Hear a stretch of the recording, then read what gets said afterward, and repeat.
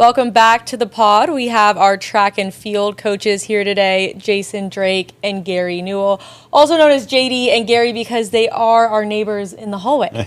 So we are very comfortable with them. So welcome in, guys. Thank you. Don't be so chatty, right? They were talking so much before the camera started rolling. Yeah. It's the pressure, all the live viewers. Yeah. Everybody can see me. So you guys have been here 7 years now. Yeah. It's been a while. We were just talking. I felt like it's been 2 or 3 at this point, and maybe 4 at the best, but 7 years. Let's recap that real quick. Yeah, shoot. The start of 7 years, so 6 full years, but we got hired about this time 7 years ago or 6 years ago, right?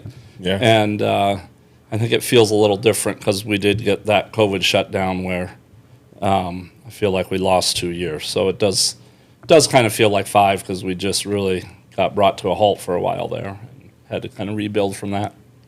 Now, going into year 7, you guys are fresh off of best finishes. The last 2 years, you've had the top 2 finishes of school history in the Mountain West, obviously, points, place, all of that. Obviously, it takes a process to get to where you guys are, and it's not something you do overnight, but can you just run us through what it actually takes to get to those 2 finishes?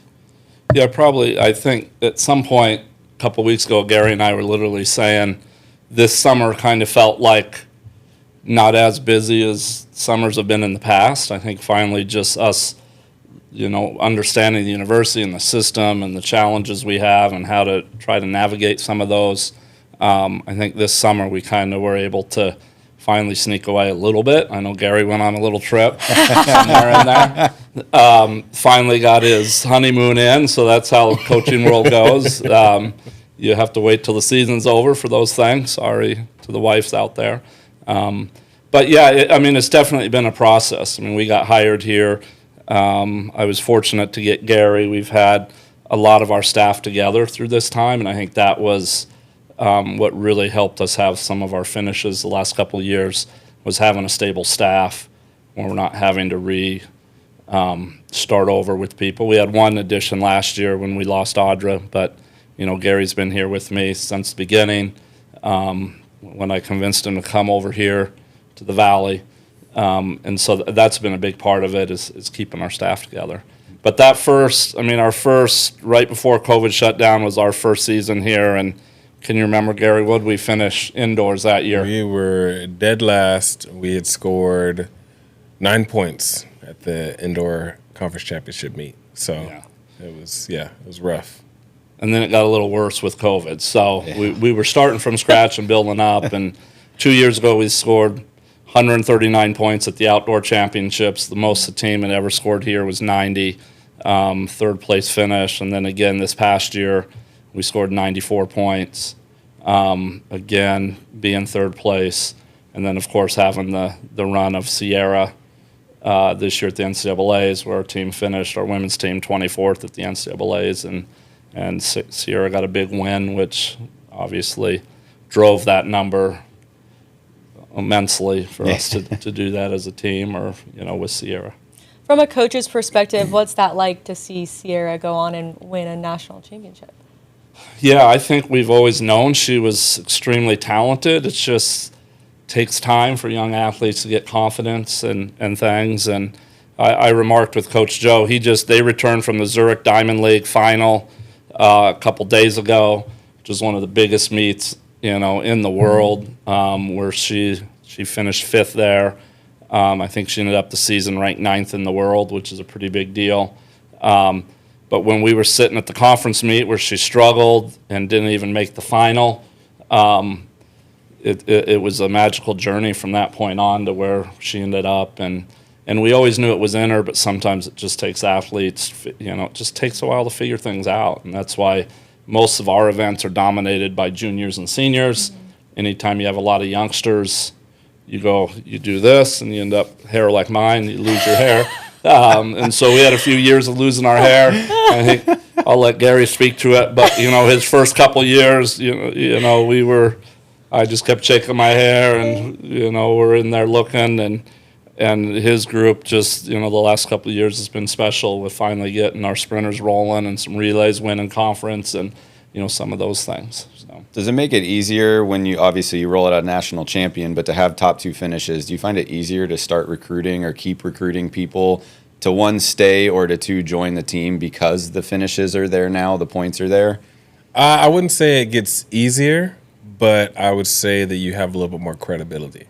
And so you're no longer trying to sell a dream to people of like, if you come here, we could potentially do X, Y, Z. It then becomes like, hey, we've done this, this, and this, and if you come here, we can continue to do this, this, and this. But there's a lot of other. I mean, there's tons of other really great teams that we compete against. A lot of really great coached athletes that we're competing against, specifically in our conference. And so, yeah, that's what I found. And I was actually, it was kind of funny because I had that thought initially when we had finally started rolling a couple years ago. I was like, oh, yeah, I'm about to get all the recruits. And yeah, that didn't happen. Yeah, that's just the ignorance of being a younger coach. But no, it's, again, it doesn't get easier. You just get more credibility, I think.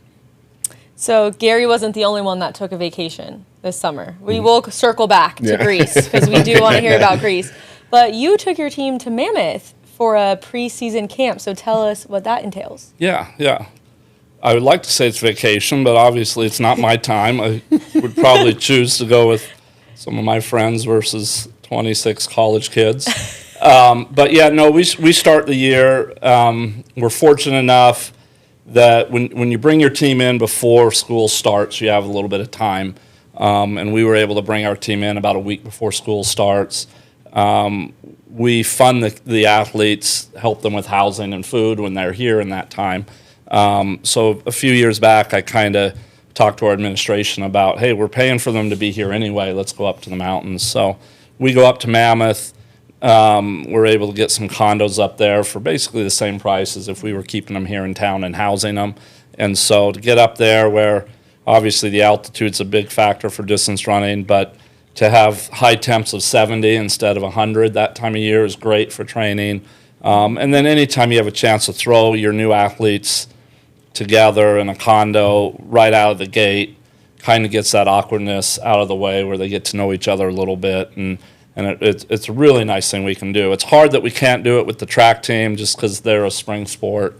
And the winter time, I don't really want to take them skiing. That's probably a bad idea. Last year we tried a couple things with our track team, like we had a day where we went down to Santa Cruz, some of those things, or go up hiking in Yosemite. So some of our FFE funds that our donors donate to us go to events like the Santa Cruz or taking the team hiking. So trying to do some of that with the track team. Other hard part with track team is we have a roster of 70 athletes, so it gets pretty difficult to find things to do for them versus cross country is a little more a smaller group, a little more intimate. Now you get the season rolling. You obviously took them up to Mammoth, get them in shape, bring them back to the heat. But then where'd you guys just go this last week? This past week we went to San Francisco. We always kind of start the year off there. I call it an exhibition or a practice meet. It still counts, but you can only start practice so many days before your first competition. So everyone kind of has a low-key competition at the beginning of the year. That's what it was. So you saw teams like Stanford there, one of the best teams in the country, but they're kind of doing the same thing. It's just kind of a low-key thing. So it's nice for us to get newcomers in a uniform, get a little bit nervous, just kind of learn that race routine. We held out a few of our better athletes from a year ago from that competition. Our top 2 women didn't run. So we're just able to go there and give kids an opportunity and kind of, again, the same thing, get that first event nerves out of the way. In the track season, we do it. We go up to Reno in December. Before the break, we're able to take them up there for a meet, and the same kind of idea for that, to give them something they've been training all fall, give them a little competition before we go off to Christmas. And then it's nice to have some barometer to see who was naughty and nice over Christmas and their summer or their winter training too. So. You oversee the distance runners, so who are some returners to look out for, and who are some newcomers that you're excited about? And the distance squad, it's been a building. We go back to what we were like back right after COVID in 21. On the women's side, I only had 3 athletes even on the team. You need 5 minimum to score. You need 7 to race. So it was, again, a rebuilding thing, and we've slowly been built up. Last year I had a local woman from Fresno. She's actually from University High, Kushlin Ka, who was one of our top runners, and a freshman last year named Kiara Pedal. So those 2 will return, obviously, as a sophomore or a junior and a sophomore. So those are kind of our leaders. But adding to the women this year, had some great athletes. Another local woman, Rhiannon Walker, Fresno High girl that went to Clovis Community. She was junior college state champ in the 5K, the 10K, the cross country, steeplechase. So she enters as a really good steeplechaser and a good cross country runner. A great athlete from Bakersfield, a woman named Hannah Pacheco. Anna Pacheco. I get a nickname stuck in my head, and it's hard to break out. But she was a great athlete in the Valley last year, one of the top in the Valley, so it's nice to add her to the mix. On the men's side, we got a transfer guy from Stanislaus, was a Reedley athlete. Jacob Diaz is going to be really good. And then last year I had, again, the reason I'm bald, I had 7 newbies there on the men's team out of 10, and nothing usually good happens with that. So having those guys now, I mean, just in the first meet last week, those guys are much, much improved over a year ago. So moving in the right direction there. Cross country championships. Before we hear from Coach about it, how do you get to help host Mountain West Championships this year? What's going to be on your plate? Well, there's a stat that doesn't really show up on my resume, and Okay, ready. that is the lead bike or the lead cart. The person that is in charge of leading the athletes along the course, telling them where to turn and whatnot. The person that's driving. So you That's start you. the race on the bike? So I have a lot of experience there. Yeah. So Okay. pretty seasoned leader. What type of bike do you use? It just depends on, that's actually a question for JD if he wants to get me a bike, if he wants to give me an ATV or a golf cart. But One of those e-bikes? He's going to need So an you e-bike. make sure they don't get lost. Yeah, Okay. they just follow me the whole You could time. just borrow one of the scooters that the student athletes has. I could, but there's a hill at Woodward that's about 150 to 200 meters up, just straight up. That'd be pretty tough on a scooter. So I'm hoping that we can get an ATV from somewhere. Okay. I can keep everybody on track. I almost so. think you should be like GoPro'd up for that. Yeah. That's That would actually a be good great. idea. We could have a recap here after. That's actually a good idea. Yeah, we should. When I hired Gary, he came from San Francisco. He was their cross country meet director that year. I don't know if he had told his boss knew what was he going knew. on. But We're all honest. Yeah. so when we went to the meet down there, Gary, well, we might not have gone that year actually. No, you were going to, Yeah, we were and then gonna. you didn't at the last minute. Yeah, something happened. Yeah. and you then had this- been working here for a month. Yeah, Yeah. the past season we hired Matt McGee from San Francisco as well. He wasn't really involved with the meet though, but he was out there. So then how do you host that meet? Obviously, he's going to be your leader for the pack, but what goes into that? Obviously, it's a conference-wide hosted thing, but it's your site. You're having to give them all the here's this, here's that, right? Yeah, I mean, the conference comes in and kind of oversees some things, but a big lift of this falls on us, the majority of it. We host the track championships every year, so we're pretty good at working with the conference and doing those things. Cross country is another animal. It's a big space.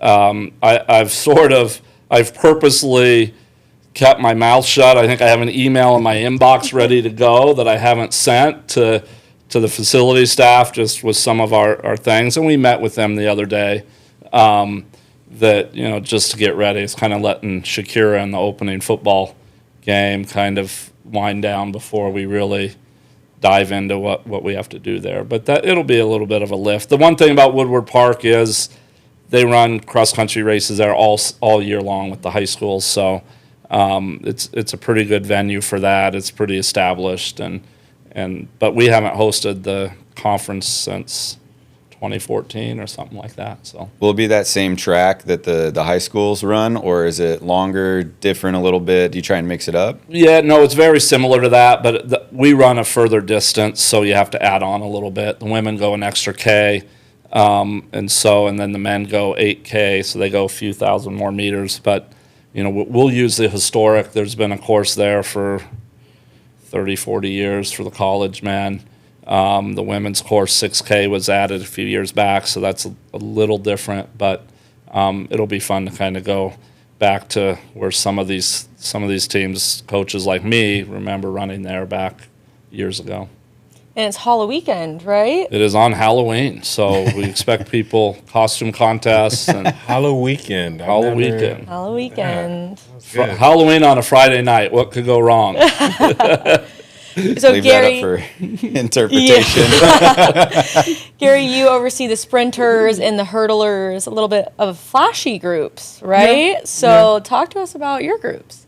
My group is great. Yeah, no, I love them. Yeah, No problems. yep, no problems at all. No, and that's actually sometimes I feel like I'm lying to people when I tell them that. Like recruits will call me and ask me, what's the team culture like, and I tell them like we really don't have any drama. Everybody gets along with one another, and I think that just goes back to not only the people that I recruit, but also just our culture as a staff and the type of person that we want to bring into our program. Like we want people who not only we can get along with as coaches and we can coach them, but also those who are going to be respectful of others. They're going to have high integrity, good character, things like that.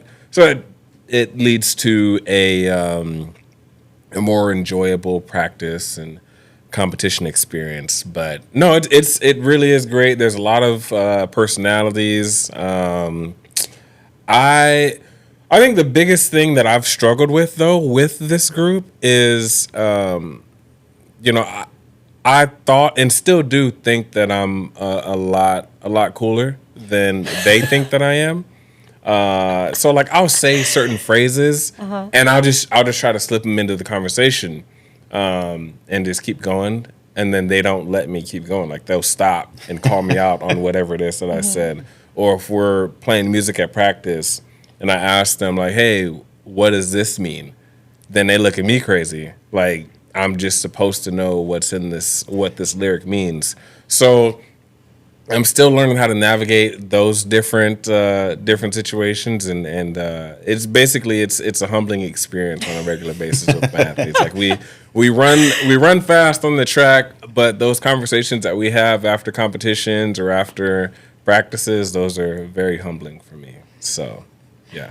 Who are some newcomers or returners that we should keep an eye out for in your group? Honestly, I'm very excited about this whole incoming class that I have.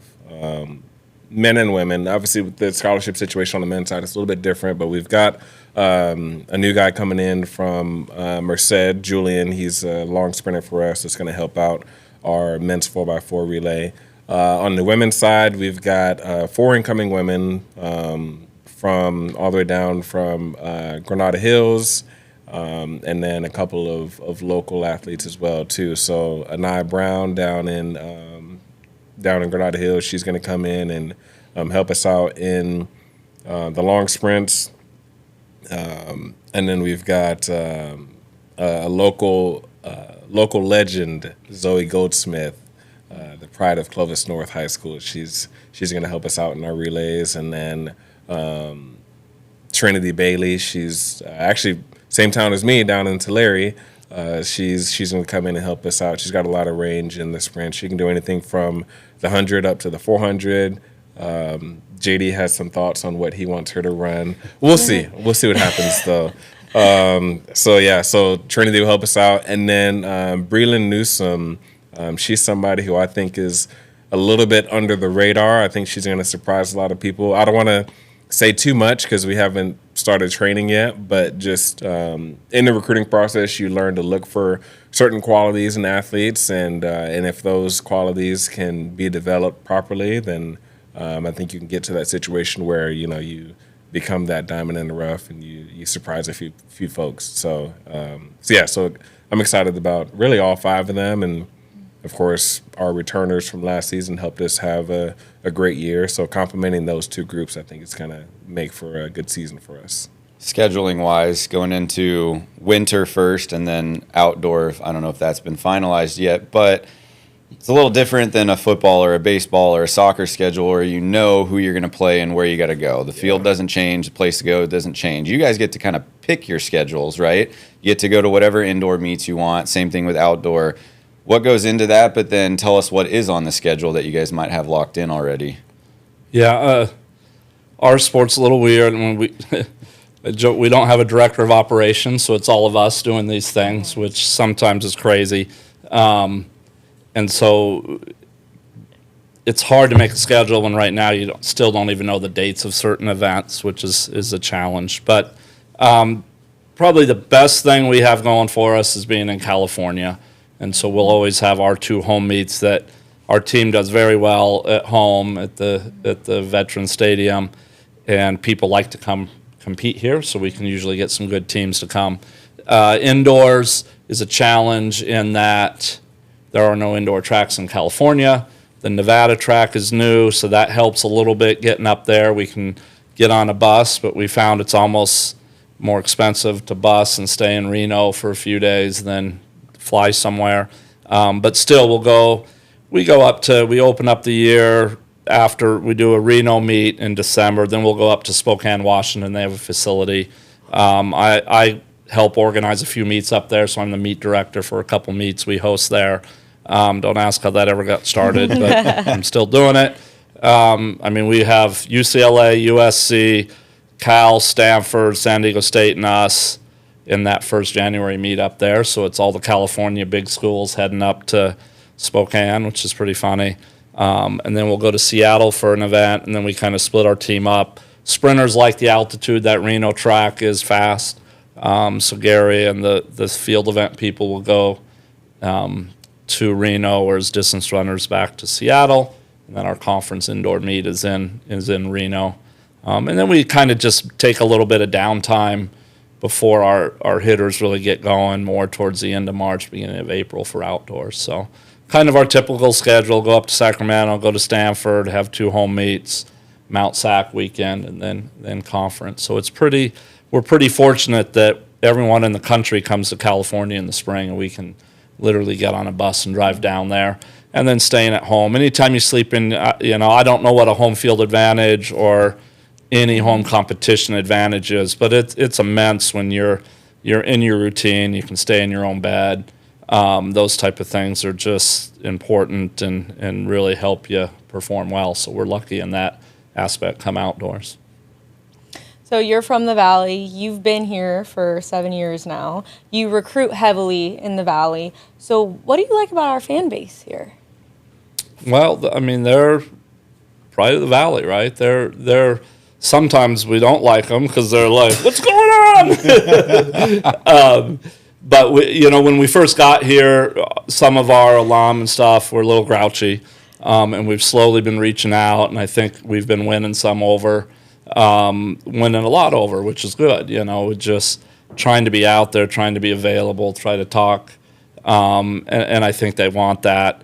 We really believe there is talent in the Valley. We really believe in staying local and expanding. We have athletes from all over the world, but we really believe it's important to be here, have opportunity for the athletes of the Valley, and that's very, very important as a state college and also just at Fresno State. I think that goes a long way. Anytime Gary did a great job with, Trinity and Zoe coming, the local kids, just really helps if we can get them rolling, that other coaches feel that way, And the same with the cross-country thing. I'm starting to see, I have a full roster now where I'm having to turn women away versus that starting with 3 athletes. So we're getting to a point where kids want to stick around. But we also understand sometimes you want to go away to college, which is a nice fit for us to get kids from LA or the Bay Area and those type of things too. We're a nice fit there. So we have support. The people here,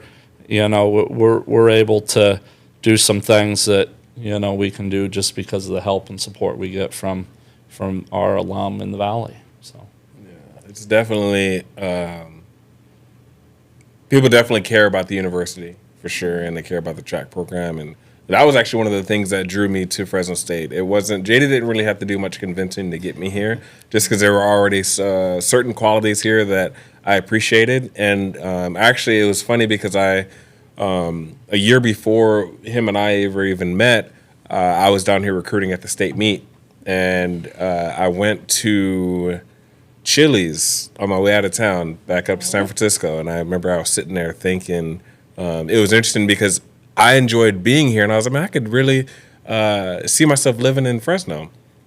And there were some people sitting next to me that were talking about going up to San Francisco for the weekend to hang out. And so it was just like a funny moment to think like I enjoyed being here, and they were making plans to leave town. And then a year later, I ended up living here. But the thing that drew me here was that support from the community, and how everybody loves Fresno State. People may have different opinions on how things should be done or whatever it may be, but it all comes from them genuinely caring about Fresno State. And that, for me being from the South, wherever I've been, whether it's as an athlete or as a coach, the community surrounds that local institution. And even now, I still will check up on like how my local high school's doing. And I saw that my high school football team, they're 1-0. They just had their first game of the year this past Friday, and my university is Division II powerhouse now, which is great. So it's like I still keep up with these things as an alum of those places, and so coming to Fresno State, like I completely get it. Like I appreciate the passion and the support, and that also kind of drives me as a coach to present the best possible team that I can, because I know how much it means to the alumni, because it's important for me from my different universities and schools that I was at as well too. So. All right, as we're wrapping up, we do want to hear about the honeymoon. JD did miss you a lot. He came into our offices and said, Gary is still in Greece. Mm-hmm. So he did miss you. So let us know where you went. What was on the tour? Oh, man. So it was amazing. If you guys want video evidence of how good it was, follow me at Coach Newell on Instagram. We got 4 reels up of all the different spots that we went. There is an itinerary that will be coming soon, so that if you also want to have the same experience, follow the itinerary. Shout out to my wife, because she is an amazing planner, and I did have some input, but she's, I don't know, she has a gift when it comes to figuring out different schedules and whatnot for trips. So shout out to her for that. But went to Athens first. It was great. I was a history major in college, and so like I love everything history. And so being able to go over and see the ruins in Athens, that was amazing. The food was delicious. So that was great, kind of like step back into history. Going over to Paros next, I've never seen water that clear before. And it was cool because we were able to rent a boat for the day. Me and my wife just took the boat out on the water, and we're driving around for like 8 or 9 hours just hanging out. And there's a lot of uninhabited islands out there. And so what we could do is we could drive up. If we saw an island that we liked, we drive up. I throw the anchor in the water, and then we jump out, swim to shore, and then we're just hanging out. And marble is in abundance there. And so we actually took a lot of marble rocks back with us. I just kind of shoved them in my swim trunks. And yeah. Well, yeah, we didn't have anything. She didn't have pockets on her swimsuit. So I was like, I just put them in my pocket, swim back to the boat, and now they're sitting on our kitchen table. Just pure marble rocks. Obsidian as well too. That's also in abundance there, so we take a couple of those back. But yeah, being able to do simple things like that, like things that you'd have to pay an arm and a leg for here in the U.S. to be able to rent a boat for 8 hours and drive it wherever you want, or being able to go to an extremely secluded, uninhabited place. Like, imagine what that experience would cost here in America. And so being able to do that stuff just at an affordable price on a regular basis there for the 2 weeks that we were there, like it was amazing. I did have an issue last night we were there that involved some medical attention, but that's a part of traveling, you know. 2 weeks caught up to you. Yeah. I dropped the bottle on my foot, had to go get some stitches, no. and Yikes. yeah. But we're building memories, you know. Yeah, We we'll got never forget that. marble rocks, and we got stitches in our foot. Yeah, you'll never outlive that one. Exactly. I got a scar to prove it. If I lose those rocks, I'll never lose that scar on my foot. So it's all good. All right, my last question for JD. JD is a frequent visitor of the candy bowl in my office. I always know when I'm out of candy because he will put the bowl on my chair. So then when I come to work the next day, I know that I need to get more candy and that I'm out of candy. So what are your top 5 candies? Well, you have to know where to go for the candy. Yep. All right. Sav tends to have good chocolate in her bowl, which is kind of nice. And you guys kind of go, I mean, the candy canes were there way too long. Those might have made it through Easter at least. No. So you guys kind of mix it up a little bit. Secret Stash up at Claire over on Patia. I'll go up there because she'll have the Smarties. She and does those have stuff. hard She candy. does have has those. She has the bubble gum up there. Yeah. And then the women over in the ticketing, they make me say trick or treat before I get mine. They have a little bit of everything. They got the sweet stuff. They got some chocolates. They got the Reese's. And then, of course, there's always Sue. She usually has chocolate over in her. So you kind of know. So I learn. Hopefully my wife's not watching. She thinks I'm eating healthy. And anyway. So you got to know where the candy's at and who's getting what. So What's the thing? Sav you and I always right want, now are though? doing well because I like the Whoppers. She hates the Whoppers, so I'm cleaning out her Whoppers. So I'm just kind of getting the stuff out of there she doesn't like. So the Whoppers are the one. Well, right now that's just simple. Yeah. Actually, Changes. you know what? Now that we're thinking about it, I'd like to put in a request Okay. for chocolate. Butterfingers. Butterfingers. Well, we're getting to almost to the Halloween season, so all the Right. good candy will be at Costco. Yeah. So we will be stocked. Because Sav is for a solid month. with the Snickers, Twix, and Reese's. Yes. I always get those. Yes. But Butterfingers is the way to my heart. Okay. So if y'all can get some Butterfingers. Some Butterfingers. I'll put I it on the always list. feel kind of bad. Sav's in a meeting. I'm just cut right through it and go grab some candy. And You walk do out. just walk in there, and she tells me about it all the time. And matter of fact, I made the mistake. I just walked in there today. I think it's because whatever reason it was. And I just walk in, grab the candy, and I'm unwrapping it, and I realized I'd never even asked for it. So I was like, "Hey, is it Sometimes okay if I JD have doesn't these?" even say hi. Yeah, Well, yeah. That's just You're JD busy. being They JD. Keep you in the. Don't want to get you out of your zone. I guess. always say hey. I won't tell them about my Reese's stash. Matt knows about the Reese's stash. I think Jake finally threw got his more? away. He had.